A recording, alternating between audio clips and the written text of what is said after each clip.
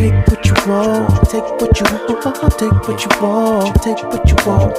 But you gotta share it with the world. Yeah, take what you want. One of the hardest things about trying to start a business, you know, trying to do this trucking thing, trying to balance home life, trying to, you know, just be successful in what it is that I'm trying to do, is the discipline behind it. Discipline when it comes to scanning my receipts, discipline when it comes to going out, finding the information so I can be more successful at what it is I'm trying to do. Discipline in knowing that I need to go home, you know, for my kids and my lady. I need to come out here and make this money. The balance of that's another discipline. Just getting out here and experiencing all these things. And I think I can read books, watch videos, but until I can actually get out here and do it, I won't be able to actually grasp what it is that I'm doing. You know, to me, it's kind of like I go out a week, I go home a week. That's kind of how I've been running my thing right now. It's like I go out. So basically, this is how it works. I get a load. I hit Texas. I hit Florida. Turn around. Pick up from Florida. Hit Texas. Back home to California, and then I'm home for about 4 or 5 days. Of course, I want to get that shorter, and, you know, and make sure I'm buttering up the right people in order to continue to get the same type of good paying freight. At the same time, I am one of the people, and you can get mad at me all you want, I am one of the people that do on my way home, that last load going home, I really don't care what load I take, as long as it covers my fuel to get home and my fuel coming out of home. I care less. It could be $1.20, $1.30, $1.40 to the truck. You know.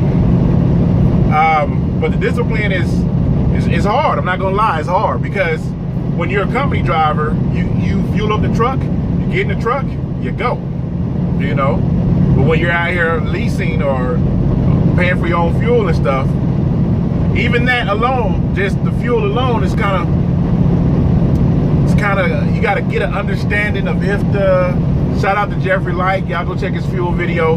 Blew my mind. I got to watch it like 10 times just to properly grasp it. But you got to understand the IFTA.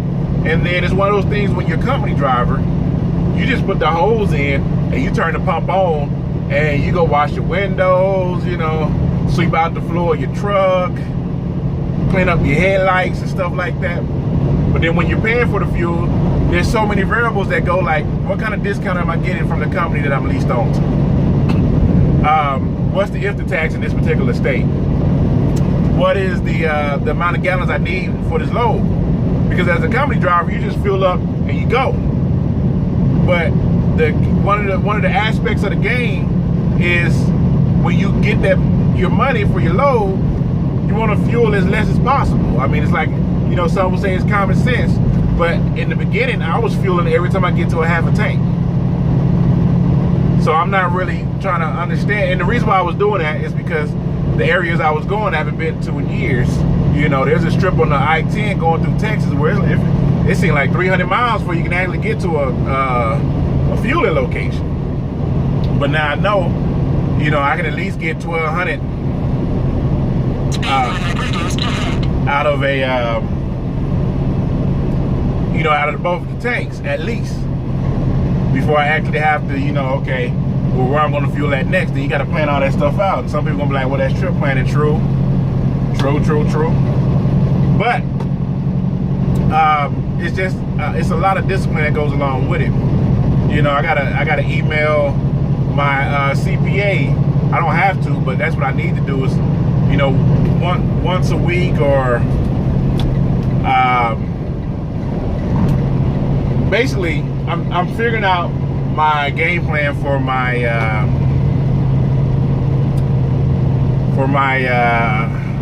paperwork. So basically I want all receipts for that particular piece of load. So all fuel receipts, all food receipts, or miscellaneous receipts, all that is going to be counted for me now under that one load. And I do already have the game plan down where the load pays for itself. Like I shouldn't have to go in my bank and have to come out of anything, you know, give or take maintenance or something like that. But you know, if you get the loads right, that particular load can pay for your PMs and preventative maintenance and stuff like that. And what I mean by that, if the load is paying me $1,500, out of that $1,500, I need to be able to fuel the truck. I need to be able to eat the food I want. I need to be able to get the truck washed. Yeah, I don't know. The sun is blowing out the camera. I need to be able to get the truck washed. I need to be able to, you know, just take care of everything with that particular load. Needs to be taken care of. You know, for my IFTA, you know, it's just, when I paid my IFTA, it was just this load took care of the IFTA. That particular load take care of this, to where, you know, all the money that goes in the bank, it can stay in the bank. And each load take care of whatever it is I needed to take care of. And that's just discipline in itself, you know, because you don't have to think about that as a company driver. You just get in the truck and you go. And some people, I think I was watching one video back in the day where the guy was like, why do you want to do that? You know how much paperwork you got to do and all the extra responsibility you're taking on? Why would you want to do that? Well, in order for you to run any business, that's something that you're going to have to learn. That's something that you're going to have to do. And that's something that you should be pursuing. If that's what you want to do, if you want to go ahead and like start a business or whatnot. Paperwork is going to be paperwork regardless of what business you run. You know, that's the one thing you don't want to do. You don't want to play with Uncle Sam when it comes to the paperwork. You know, and then I get those days, like I done had the day, I think I done ran into it twice, where all my fees and everything was paid for my load that I delivered on Sunday night, or I'm sorry, Monday morning. And I was gonna go take some home time because, you know, we're trying to go to Cancun and Punta Cana and all this other stuff. And instead of going out running for the next 5-6 days and trying to get every load I can because all that money's gonna come to me, I went home. You know, I went home. And you know, you got to be disciplined in that, because y'all hang on, I gotta go through the scale thing real quick. All right. You know, and you gotta wonder, like, you're gonna say, well, baby, you gotta understand, look, we're trying to get to this money.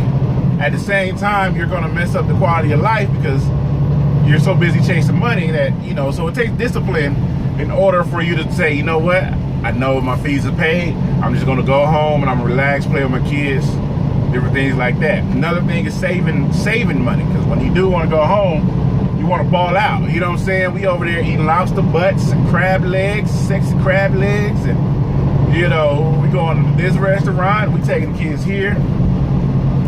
And that takes discipline too, because you want to, you know, you get the money, you want to spend it again. You know, there's a lot of people out here that, like myself, that never really had this type of money. And so when we get it, we want to blow it, you know, but you got to be disciplined to save it. I mean, little stuff too that you got to have to, like, for me, my speed limit, everybody has a particular speed limit that they run where they feel like they're doing it, meaning like they got forward momentum. You know, you get that, there's a G-force, well, how would I say it? There's a G-force comfort zone. You know, and for me, my G-force comfort zone is between 68 and 72. That's what I run all the time.